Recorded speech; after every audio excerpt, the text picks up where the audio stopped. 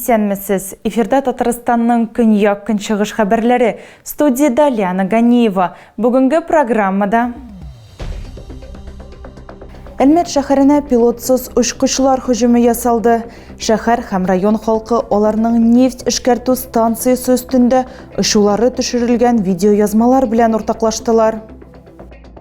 Әлмәт районда яшәүчеләр җәмәгать транспортына зарлана.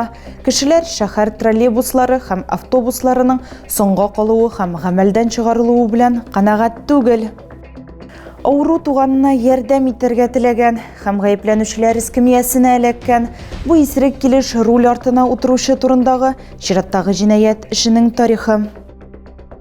Әлмәт шәһәренә пилотсыз очкычлар һөҗүме ясалды. Шәһәр һәм район халкы аларның нефть эшкәртү станциясе өстендә очырулары төшерелгән видеоязмалар белән уртаклаштылар.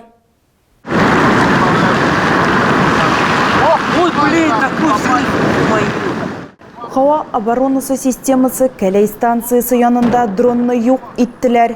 Бу икенче пилотсыз очкыч. Ул нефть эшкәртү станциясына кадәр очып килә, ләкин аны бәреп төшерәләр. Бу хәлне күзәтеп торучылар арасында ерак араларга йөрүче машина йөртүчеләр дә бар иде. Надолго вас остановили, не знаете? Все сотрудникам. Нет, не страшно. Әлмәт районына пилотсыз очкычлар һөҗүме иртәнге 9 тулып 10 минутта башланды. Халык башта шартлау тавышы һәм сиреналар улавын ишетте. Было слышно звуки стрельбы и хлопки. Мине әни уятты, шартлау ишетелә диде, һәм авыл янында бөке барлыкка килгән. Мин эшкә барырга чыккач, үзем бөкене күрдем. Эшкә башка юл буенча барырга туры килде. Шәһәр хакимияте куркыныч турында игълан итте һәм яшеренү урынына барырга киңәш бирде. Барлык ашыгыч хезмәтләр әзерлеккә китерелде. Бераз соңра кешеләр пилотсыз очкычларны үзләре дә күргәннәр. Алар сәнәгать зонасы өстендә очалар иде. Вот он летает, пидор. Кружит и кружит, и кружит, и кружит. Гражданнар оборонасы сигналы 12 сәгать 21 минутта яңгырады. Әлмәт районы күк йөзендә 3 дрон күренгән, икесен юк иттеләр. Берсен радиоэлектрон көрәш чаралары белән утырттылар. Хәзер белгечләр аның шартлаткыч җайланмасының төрен өйрәнәләр. Кешеләр һәм сәнәгать объектлары зыян күрмәгән. Әлмәт районында яшәүчеләр җәмәгать транспортына зарлана. Кешеләр шәһәр троллейбуслары һәм автобусларының соңга калуы һәм гамәлдән чыгарылуы белән канәгать түгел. Тукталышта ярты сәгать шик түгел.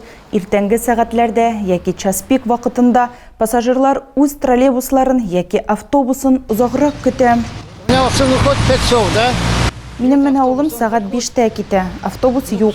Ул якынча 6-да килә. Ә беренчесе элек булган, хәзер юк. Троллейбусларның нәрсә эшләгәннәрен аңлап булмый.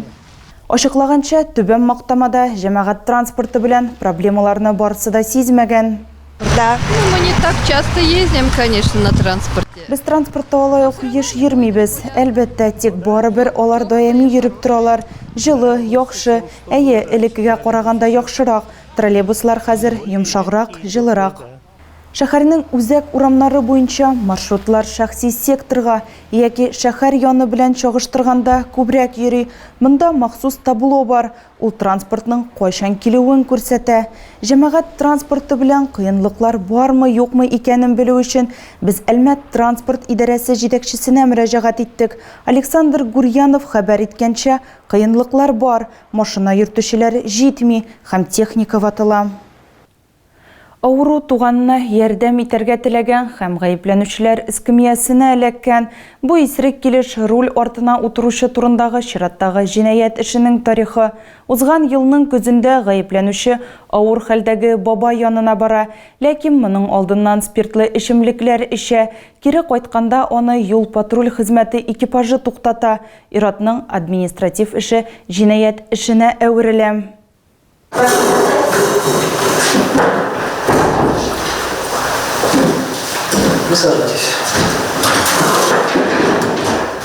Төн уртасы якынлашкан, гаепләнүче такси таба алмый, вакытны әрәм итмәс өчен үзе барырга була.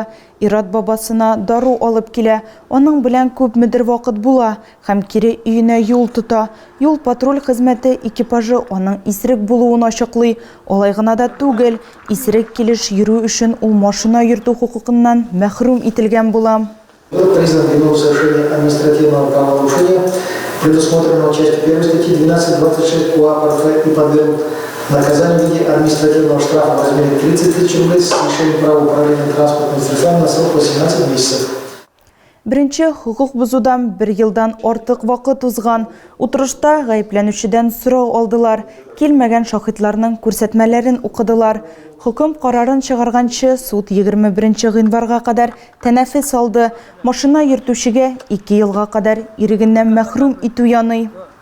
Пилотсыз очкычларның һөҗүме шәһәр халкының бер өлешен куркуга сала. Гражданнар оборонасы һәм шартлау сигналларын бөтенләй ишетмәгән. Мондый нәтиҗәләрне ЮВТ-24 телеграм каналларында сораштыру күрсәтте.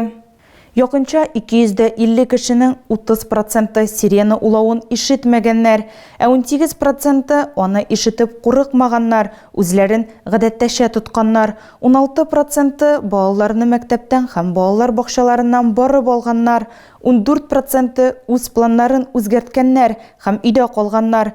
Якынча 13 кеше яшерүне адресларын эзләү белән шөгыльләнә башлаган. Пилотсыз очкычлар һөҗүме белән бәйле рәвештә шәһәр һәм район мәктәпләре эшләре режимында үзгәрешләр булмады.